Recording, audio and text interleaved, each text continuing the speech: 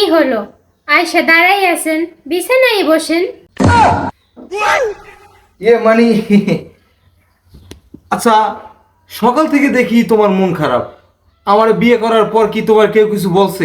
না, তেমন কিছু বলে নাই, তবে একটা কথা শুনে আমার অনেক মন খারাপ হয়েছে। মন খারাপ হয়েছে মানে?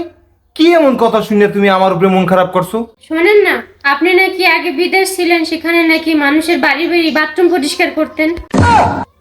ওয়াথু! এত বড় অসভ্য কথাটা তোমার কেটা কইছি? আমার নতুন বউ ঘরে আনতানে নেই, আমার নামে এত বড় কিলিংকিরি লাগাই কেটা? তুমি জানো আগে আমি বিদেশ কি করতাম? আমি এয়ারলাইন্সে কাজ করতাম। এই সমস্ত কথা কোনো সময় মাথা নিও না। আও ফ্যান্ডা সারাই দাও, হইয়ে পড়ি। না ঠিক আছে, এগুলো নিয়ে আমিও মাথা ঘামাই নাই। ওই কি হলো, এখনো ঘুমাইতেছেন পইরা পইরা? সেই সকালে উঠে আমি কত কাজ কাম করে গোসল ছেড়ে আসছি, আর এখন আপনি ঘুমাইতেছেন? ও বাপরে, আমার আগে উঠে গোসল করা শেষ? হ্যাঁ, গোসল করা শেষ। শোনেন না, আপনাদের বাথরুমটা আছে না, এত সুন্দর, এত সুন্দরভাবে ক্লিন করা, গোসল করে যে কি আরাম পাইছি।